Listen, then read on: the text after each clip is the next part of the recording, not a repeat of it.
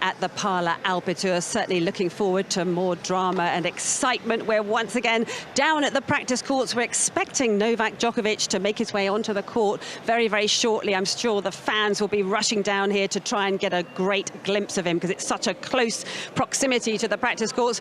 Greg Rosetsky is alongside. You're looking forward to more drama. Are you ready for it?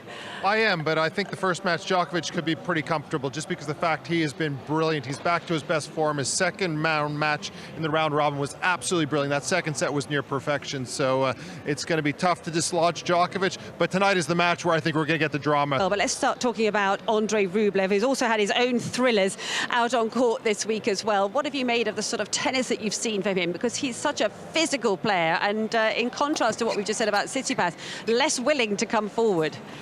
Well, he's trying to work on that aspect. The slices got better. I thought his opening round match against Medvedev, mentally tough. Just as we've been talking here he is then. It's always strange when I have to say the world number 8. We've been so used to saying the world number 1, Novak Djokovic, but a 5-time Nitto ATP champion. He's just making his way towards the practice court right behind us. And of course, has got that match coming up later on today against Daniil Medvedev. So, you know, we're all looking forward to that one. There's still plenty on the line for him, and he does want to have a clean sweep, but he's been almost unstoppable this week, hasn't he? Oh, he's been brilliant. Well, apart from the match that he's got to play today against Daniil Medvedev, we already know that he's through to the semi-finals, and he's going to face Taylor Fritz, who came through an absolute nail-biter late last night. 2 hours and 43 minutes it took him to get through this match. There wasn't a lot between him and Felix Auger-Aliassime. I know you were courtside watching all of the action, Greg, but what a match last night.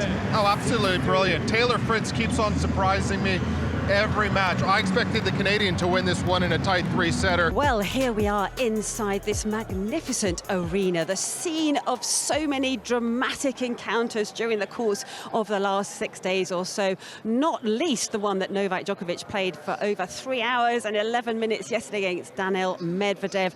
Greg Rosetsky is alongside me, and if you just look to our left, he's back out on the practice court as we speak, warming up.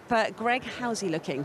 Well, it was interesting, the practice, because his forehand wasn't firing. He was making a lot of mistakes. He was changing rackets. He was trying to figure out what he wanted out there. And then all of a sudden he settled into the practice, started to look a lot better. And I feel he's got to be tired. He's 35 years of age. He played 3 hours and 11 minutes. You're going to feel a little stiff in the morning. He's got Goran Ivanisevic next to him. And actually there were quite a few discussions technically, weren't there, about some of the swings that he was making on the court. And as you said, quite a few misses off that forehand wing. It took a little bit of time to get going.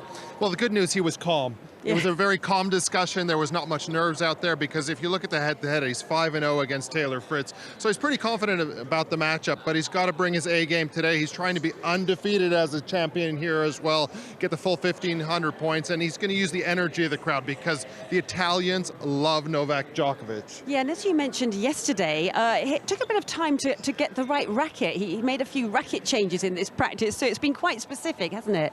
Well, it has been quite specific, and also in his last match, he changed his racket 2 or 3 times because he wants to get a little bit stronger tension in the racket, so it gets a little bit more control on the ball as well. And it's all these small things that can make a big difference. Fans who've been able to come into the Parla Alpitour early, quite a few of them crowded round. They've got their cameras ready just to catch a glimpse of such a great champion. Well, probably the greatest of all time, in my opinion. Yes, he doesn't have the most slams at the moment, but boy, is he hitting the ball well. He's really motivated, and let's enjoy these legends of our game because we don't know how much longer we're going to have them around.